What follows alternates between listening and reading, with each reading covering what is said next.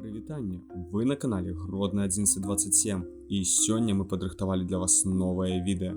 Прысвечанае яно будзе аднаму з цікавых гродзенскіх месцаў, і гэта аптэка-музей. Калі яе адкрылі, як гэтае месца звязана з таемным манускрыптам Войніча і хто хацеў на гэтым месцы адкрыць піўную. Не пашкадуйце падабайку, падпісвайцеся на наш канал і мы пачынаем.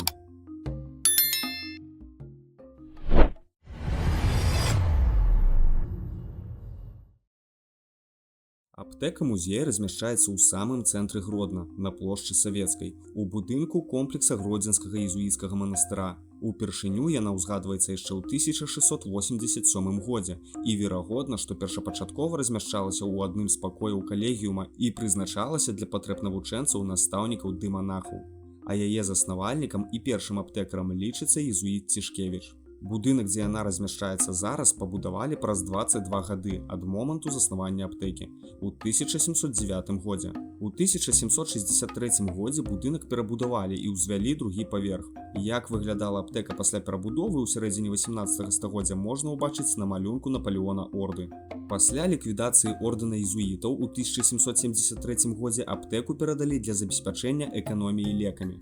Тады яна фактычна стала састаўной часткай Гродзенскай медычнай акадэміі. Між іншым, гэта першая вышэйшая навучальная установа на тэрыторыі сучаснай Беларусі.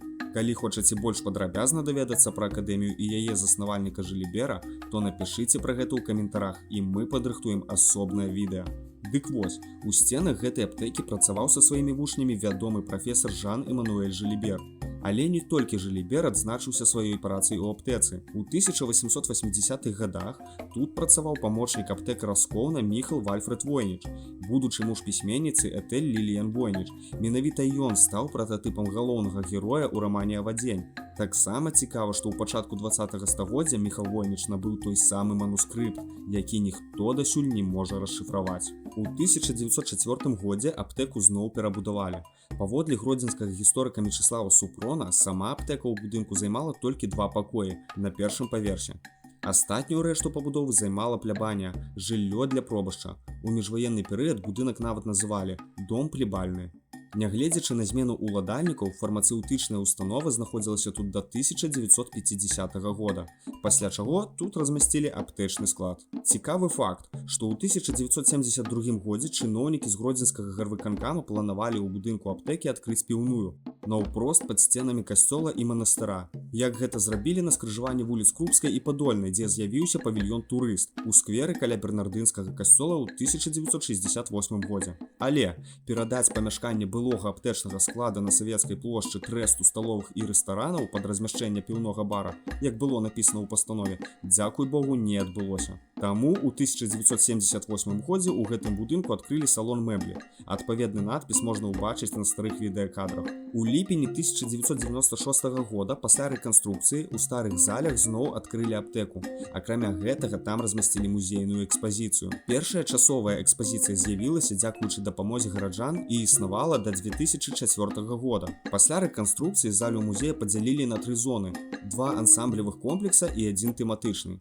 У першым ансамблевым комплексе аднавілі куток старадаўняй зёлкавай лабараторыі, так званы куток алхіміка. У другім фрагмент рэцэптурнай залі 19-20 стагоддзяў. Менавіта гэтым перыядам датуецца асноўная частка экспанатаў музея. Сярод іх разнастайны аптэчны посуд, абсталяванне і лекі.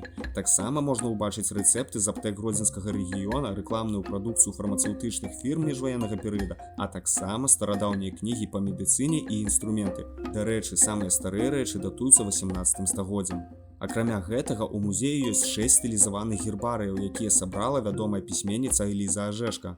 А адна з экспазіцый прысвечана інструментам, якімі адбывалася ўскрыццё караля Рэчы Паспалітай Стэфана Баторыя пасля яго смерці ў 1586 годзе.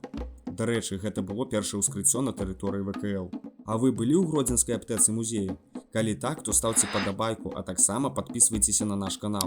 А больш цікавостак з гісторыі Гродна вы можаце даведацца на нашых старонках у Instagram і Telegram. А калі маеце жаданне аддзячыць аўтараў праекта Гродно 1127, то можаце пачаставаць нас кубачкам кавы на Buy Me a Coffee. Усе спасылкі пакінем у апісанні да відэа.